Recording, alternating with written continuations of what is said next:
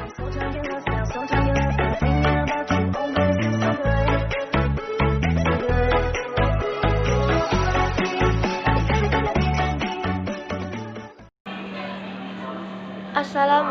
warahmatullahi wabarakatuh. Perkenalkan, nama saya Nabila Rizky Bagis. Saya berasal dari kelas 10 IK 1. Di sini saya akan menjelaskan fase-fase pemerintahan Daulah Abbasiyah. Nah, fase-fase Daulah Abbasiyah ini terdiri dari 5 fase, dan saya akan menjelaskan dari kelima fase itu. Abu Abbas As-Saffar dan Abu Ja'far Al-Mansur merupakan khalifah pertama dan kedua yang memiliki pondasi yang kuat. Kenapa? Karena Abu Abbas itu orangnya kuat, pemberani, sehingga dia itu mampu mengusir paksa semua kaum dari keturunan Muawiyah dari wilayah yang diperebutnya, yaitu dari Bani Umayyah. Dan pada saat itu Islam Abbasiyah saat itu memiliki dalam kondisi yang tentram, aman, dan kondusif. Pada fase ini tepatnya pada masa pemerintahan Khalifah kelima, yaitu Harun al-Rashid, yang membangun peradaban ilmu pengetahuan dengan mendirikan fasilitas-fasilitas pendidikan bagi masyarakat luas seperti ulama, mahasiswa, dan para pecinta ilmu pengetahuan lainnya. Lalu yang kedua ada fase kedua. Fase kedua ini yaitu pada tahun 740 Masehi. Lalu ada juga fase kedua. Fase kedua ini yaitu pada tahun 847 Masehi sampai 945 Masehi.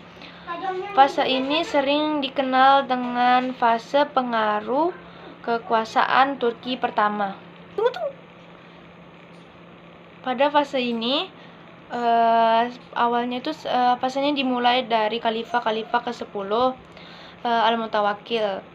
Pada fase ini itu perkembangannya itu masih bisa dibilang berkembang, tetapi tidak sepesat perkembangan itu tidak sepesat pada khalifah pada fase sebelumnya. Nah, fase ini itu banyak pembesar istana dari bangsa Turki ya, seperti pengawal istana, pengawal khalifah. Di samping itu, figur khalifah itu hanya menjadi simbol keagamaan bagi para petinggi negara. Lalu yang ketiga adalah fase ketiga, yaitu pada tahun 945 Masehi sampai 1555 Masehi.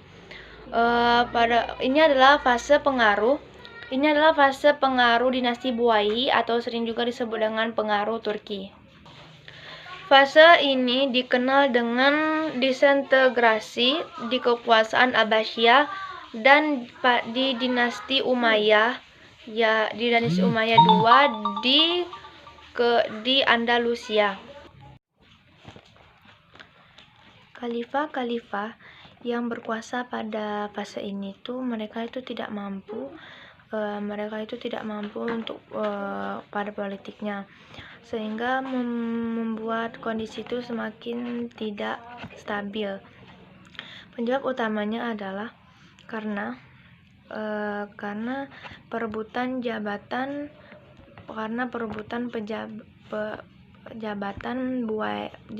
Amiral Umara dari para petinggi dinasti Buayhiyah, sampai khalifah itu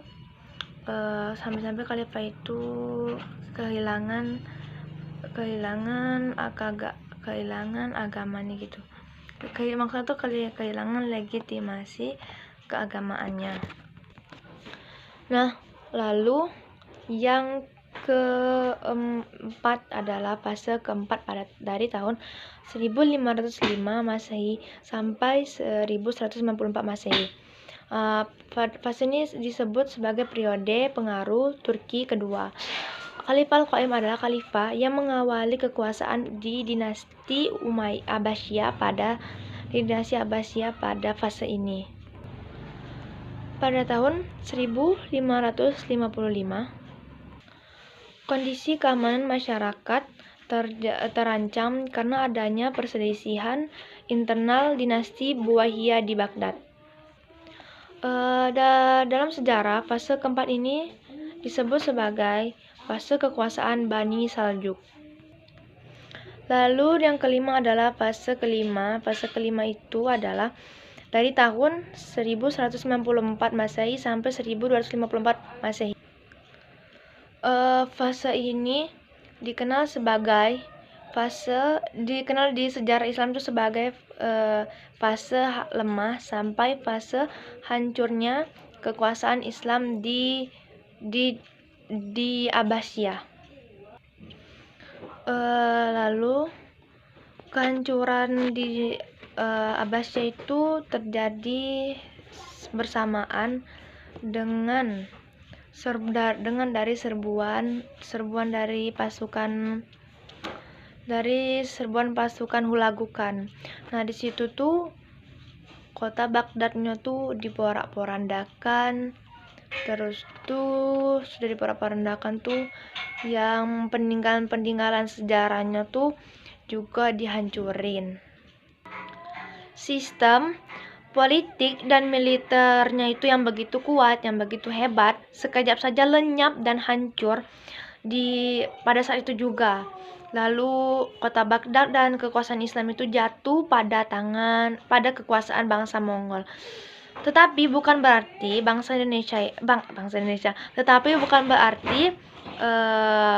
perkembangan bangsa Islam itu hancur atau berhenti saat itu juga. Baiklah, sekian dari saya. Lebih dan kurangnya saya mohon maaf. Wabillahi taufiq wal hidayah. Wassalamualaikum warahmatullahi wabarakatuh.